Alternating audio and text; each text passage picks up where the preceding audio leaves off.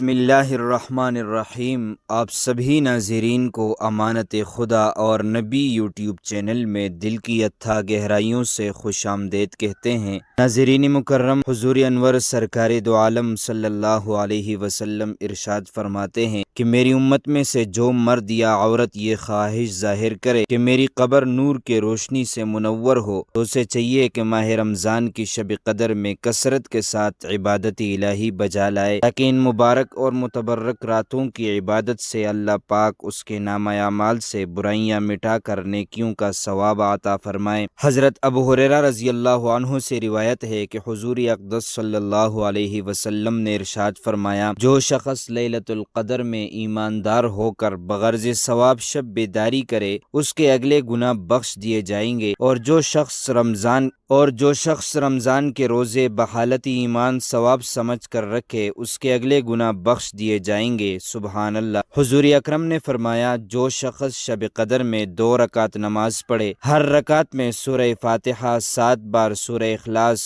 بعد نماز ختم، استغفر اللہ الذی لا الہ الا هو الحی القیوم واتوب الیہ 70 مرتبہ پڑھے تو اپنے مصلی سے نہ اٹھے گا کہ اللہ تعالیٰ اس کے اور اس کے والدین کی گناہوں کو معاف فرما دے گا، اور فرشتوں کو حکم ہوگا کہ اس کے لیے جنت میں میووں کے درخت لگاتے رہیں، محل تعمیر کرتے رہیں، نہریں لگاتے رہیں۔ یہ پڑھنے والا ان کو جب تک اپنی آنکھ سے خواب میں نہ دیکھ لے گا اس وقت تک اس کو موت نہیں آئے گی۔ جو شخص 4 رکعت نماز پڑھے، ہر رکعت میں سورہ فاتحہ کے بعد 1 بار سورہ تکاثر اور سورہ اخلاص 3 بار پڑھے، اس پر موت کی سختی آسان ہوگی، عذاب قبر اٹھ جائے گا، اس کو جنت میں 4 ستون ملیں گے جن کے ہر ستون پر 1000 محل ہوں گے۔ عابدوں اور زاہدوں کے طریقے کے مطابق ان 5 تاقراتوں میں اس طریقے سے نوافل پڑھے جائیں جن کا ثواب بے پناہ ہے۔ لیکن اب سوال پیدا ہوتا ہے کہ شب قدر کون سی رات ہے؟ اس لیے کہ شریعت نے تو اس کی تعین نہیں کی، اس لیے نبی پاک صلی اللہ علیہ وسلم نے فرمایا، شب قدر کو رمضان المبارک کے آخری تاقراتوں میں تلاش کر۔ چنانچہ ان تاقراتوں میں 21ویں شب، 23ویں شب، 25ویں شب، 27ویں شب پر میں ویڈیوز بنا چکا ہوں، ڈسکرپشن میں لنکس موجود ہے، آپ اسے ملاحظہ فرمائیں۔ ناظرین مکرم، 29ویں شب کو 4 رکعت نماز 2 سلام سے پڑھے، ہر رکعت میں بعد سورہ فاتحہ کے سورہ قدر 3 مرتبہ، سورہ اخلاص 3 مرتبہ پڑھے،